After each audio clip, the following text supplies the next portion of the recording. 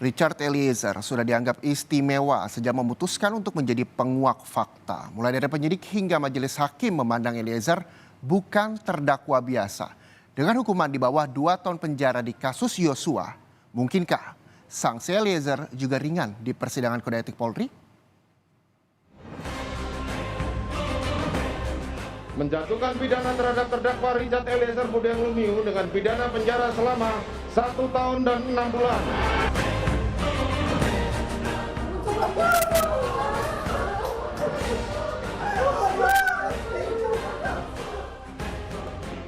Hukuman Richard Eliezer dalam kasus pembunuhan Brigadir Yosua sudah terjawab.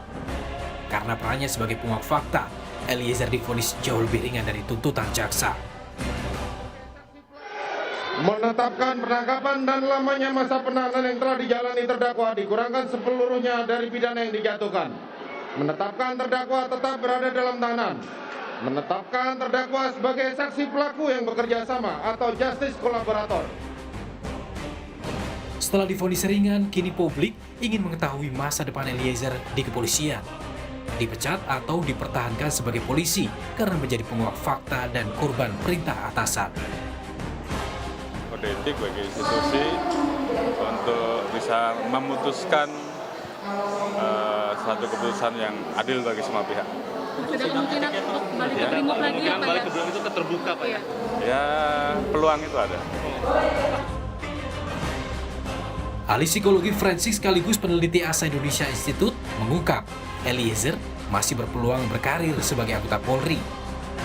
Vonis majelis hakim pun kurang dari 2 tahun penjara. Waktu itu Kapolri mengatakan bahwa kalau anggota yang terlibat kasus tipikor ini dihukum penjara lebih dari 2 tahun, maka yang bersangkutan akan diberhentikan alias dipecat dari Polri. Nah, dengan presiden semacam itu, saya bayangkan bahwa kalau ada anggota Polri yang terlibat pidana dan hukumannya di bawah 2 tahun, berarti dipertahankan karir dari kepolisian. Terlebih kalau kita bicara Richard Eliezer, hukumannya di bawah 2 tahun, 1 terpenuhi.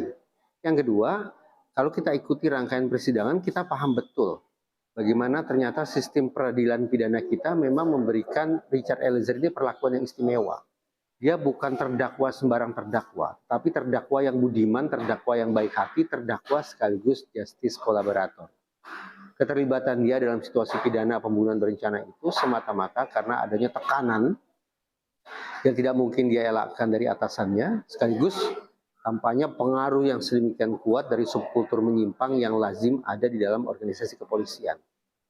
Nah, dengan situasi semacam itu, dengan status sedemikian rupa, maka sudah sepatutnya bagi Polri untuk tetap melihat Richard Eliezer ini sebagai aset ketimbang sebagai musuh, sebagai sumber daya manusia yang potensial ketimbang sebagai ancaman bagi runtuhnya reputasi Polri di mata publik. Alhasil, simpulan, Richard Eliezer sudah sepatutnya tetap dipertahankan sebagai anggota Polri. Eliezer memang bukan dianggap sebagai terdakwa biasa sejak awal kasus Sambo. Dan kini, apakah status Eliezer sebagai penguak fakta akan juga dihargai hakim sidang etik? Tim Liputan Kompas TV.